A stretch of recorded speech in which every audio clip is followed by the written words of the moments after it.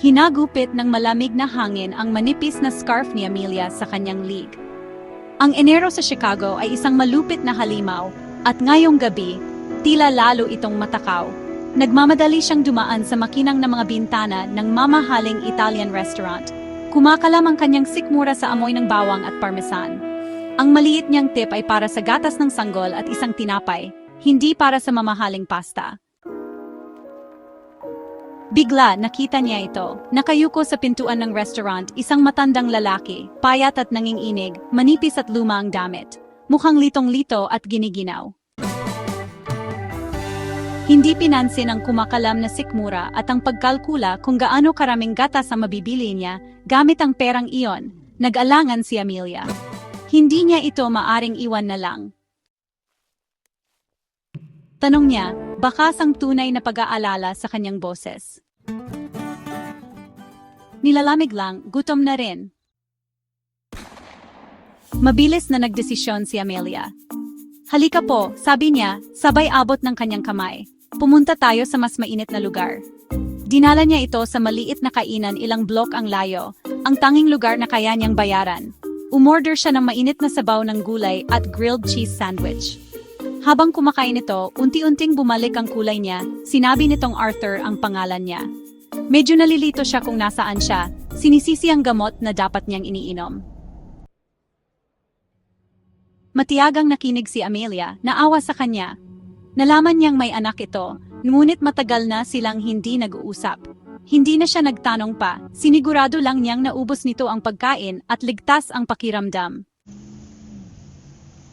Nang matapos ito, tumawag siya ng taxi, gamit ang huling pera niya mula sa tip, at iginiit na isulat ang kanyang address at numero ng telepono sa isang piraso ng papel. Para sigurado, sabi niya, umaasang hindi na ito maliligaw muli. Nagpatuloy ang buhay para kay Amelia. Pinagsabay niya ang trabaho bilang waitress at pag-aalaga sa kanyang anak na si Lily, halos hindi magkasya ang kinikita. Muntik na niyang makalimutan si Arthur hanggang isang linggo ang makalipas. Isang makintab na itim na kotse ang huminto sa labas ng kanyang maliit na apartment building. Isang babaeng naka-power suit ang lumabas. Amelia Jones, gusto kang makita ni Mr. Sterling.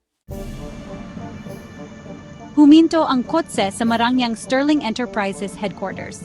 Pakiramdam ni Amelia ay wala siya sa lugar habang iginigiya siya sa isang corner office na tanaw ang buong lungsod. Sa likod ng malaking mesa ay nakatayo ang isang lalaki, matangkad at nakakapangilabot, na may matatalas na asul na mga mata na tila nakakakita sa kanyang kaluluwa. Miss Jones, ako si Daniel Sterling. Nabalitaan kong tinulungan mo ang aking ama. Medyo nawawala po kasi siya at gutom. Sinigurado ko lang po na maayos siya. Ang aking ama ay palaging, mahirap pakisamahan. Iniwan niya ako ilang taon na ang nakalipas. Nalaman ko lang ang kanyang sitwasyon dahil tinawagan ako ng kanyang tagapag-alaga, natataranta. Nawala sa paningin niya ang aking ama. Sinabi niya sa akin na ikaw ang tumulong sa kanya. Hindi siya tumigil sa pagkukwento tungkol sa iyong kabaitan. Gusto kong magpasalamat sa iyo, Miss Jones. Lubos na pasasalamat, at gusto kong suklian ang iyong kabaitan. Hindi na kailangan. Ginawa ko lang ang dapat gawin ng kahit sino.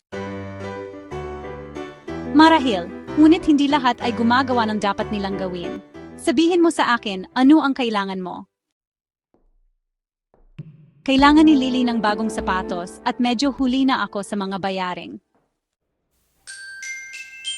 Nang gabing iyon, isang malaking halaga ang lumitaw sa bank account ni Amelia, sapat na para mabayaran ang kanyang mga gastusin at higit pa. Ngunit ang mas ikinagulat ni Amelia ay ang tawag na natanggap niya ilang araw ang makalipas. Miss Jones, iniisip ko kung libre ka at ang iyong anak na babae para sa hapunan ngayong Sabado. Gusto ko kayong pasalamatan ng maayos. Ang hapunan ay nakakagulat na, kaaya-aya. Si Daniel ay mabait, nakakatawa, at napakamaalahanin kay Lily.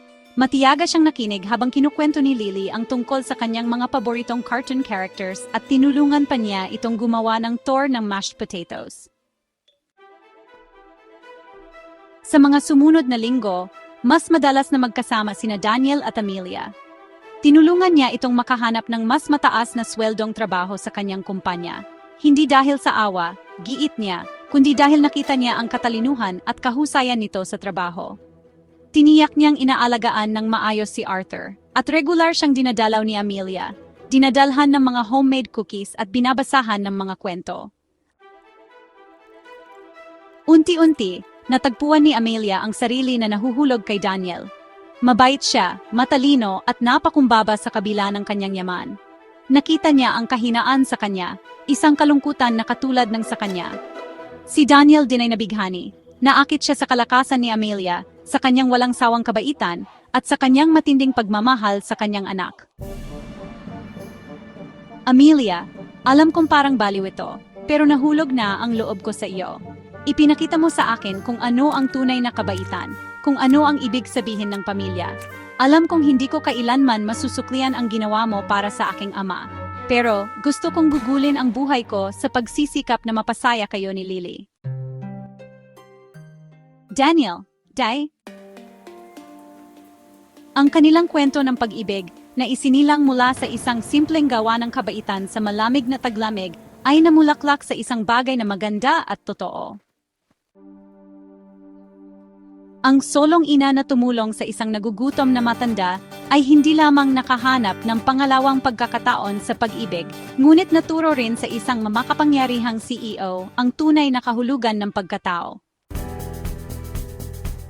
At lahat ng ito ay nagsimula sa isang mangkok ng sabaw at isang pusong puno ng pagmamalasakit.